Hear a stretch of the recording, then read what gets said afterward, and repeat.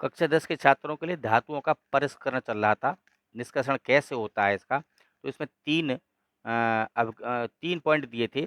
एक तो सबसे पहला था निम्न अभिक्रियाशील और दूसरा था उसमें मध्यम अभिक्रियाशील धातुएँ और तीसरा था आपका उच्च अभिक्रियाशील धातुओं का निष्कर्षण।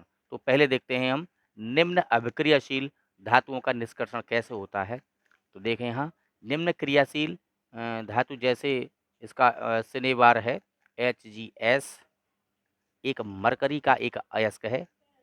इसे वायु की उपस्थिति में गर्म करते हैं तो ये मर्क्यूरिक ऑक्साइड में बदलकर बाद में मरकरी में बदल जाता है। ये धातु है। तो ये पहले वायु की उपस्थिति में इसको गर्म करते हैं सिनेबार को, और यह पहले मर्क्यूरिक ऑक्साइड में बदलता है, उसके बाद फिर मरकरी में बदल जाता है। कैसे?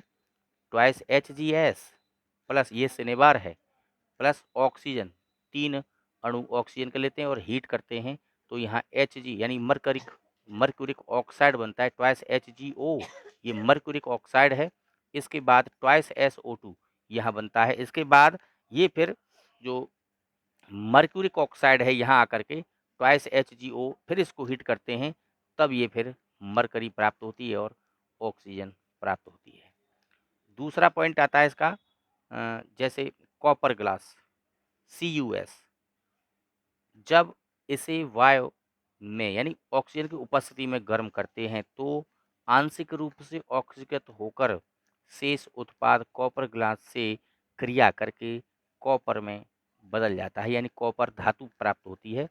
तो ये निम्न अभिक्रियाशील वाले टॉपिक हैं। जैसे 2Cu2S plus thrice O2 heat किया इसको तो twice Cu2O plus twice SO2, ये आपको यहाँ आंशिक रूप से यहाँ ये ऑक्सीकृत हुआ है।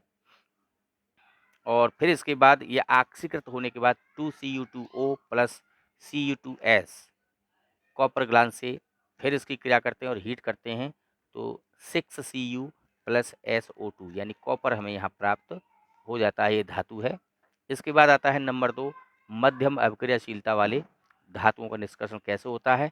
प्रकृति में धातुएं सल्फाइड या कार्बोनेट के रूप में पाई जाती हैं, यानी कि प्रकृति में जो धातु होती हैं या तो सल्फाइड या कार्बोनेट के रूप में पाई जाती हैं।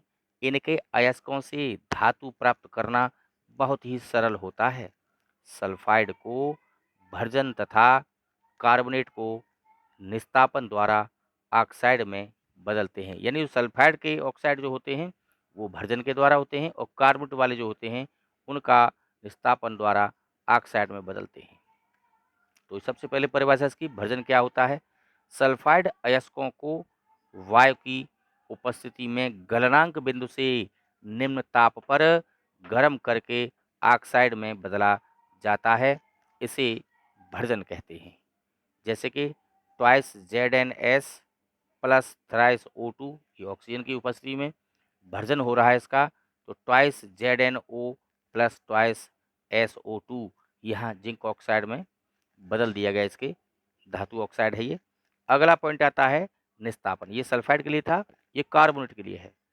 जब सांद्रित अयस्क यानी सांद्रित का मतलब होता है पानी के साथ, पानी की कमी के साथ, सॉरी, जहाँ पानी कम होता है ऐसे अयस्कों को गलनांक से कम लेकिन उच्च ताप पर गर्म करके ऑक्साइड में बदला जाता है, जिसे निस्तापन कहते हैं। इसमें 1 नंबर में कभी-कभी परिभाषा आ जाती है कि निस्तापन किसे कहते हैं, निस्तापन किसे कहते हैं, तो ये परिभाषा इसकी आपके दिया है यहाँ, इसे आप याद कर सकते हैं। ऐसे ही परिभाषा आती है कि भर्जन क्या है, तो भर्जन भी बता सकते हैं आप कि सल्फाइड अयस्क को वायु की उपस्थिति में गलनांक बिंदु से निम्न ताप पर गर्म करके ऑक्साइडों में बदलना ही भर्जन कहलाता है। ऐसे ही निस्तापन है। तो ZnCO3 निस्तापन हो रहा है इसका, ZnO प्लस CO2 यहाँ ये ऑक्साइड प्राप्त हुआ है। इस तरह से आप इसे हम दिखा सकते हैं।